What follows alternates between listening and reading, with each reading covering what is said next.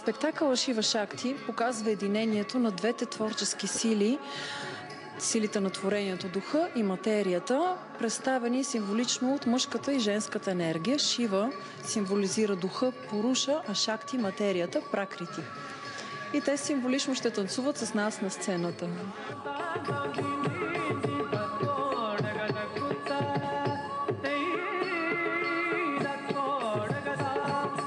Това е храмов стил, който е нещо като матрицата на драматическите изкуства. Това е малкото семе, от което в последствие възникват и театъра, и киното, и музиката на сцена, разбира се, и танца, оперетата и всички други изкуства, свързани с визуалното представяне. Неговата традиция е непрекъсната. За тези 3000 години този стил е успял да запази основната специфика и характеристики на това, което представлява сценичното изкуство тогава, макар че променил малко формата си, разбира се, за 3000 години.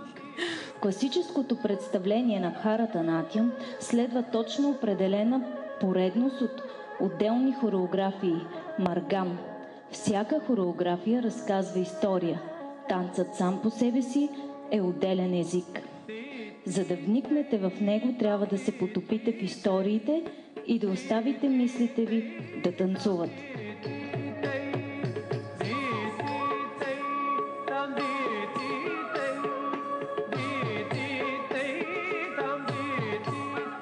Класическите индийски танци са храмова молитва, посветена на божеството на храма.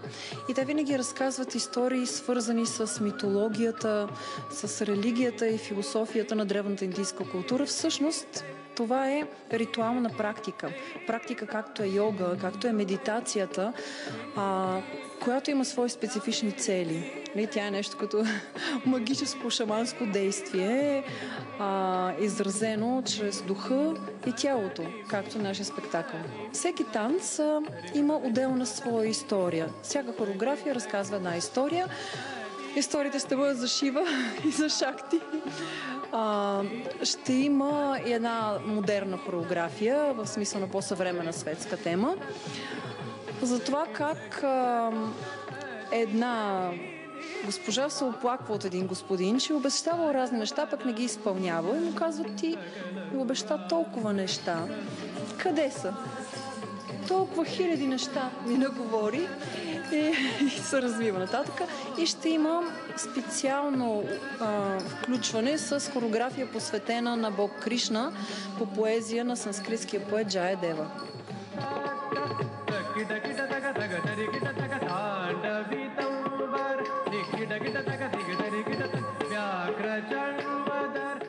По индийската култура съм запалена много отдавна, но предимно четях и се занимавах с философия.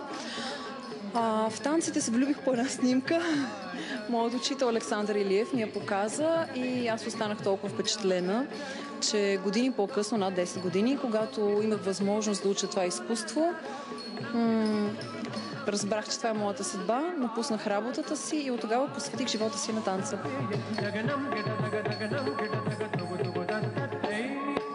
Посланието на самия спектакъл е, че разделението е илюзия, всичко е едно, всички хора са свързани, всички изкуства са свързани и мислите на всички, чувствата на всички също са свързани, всичко е едно.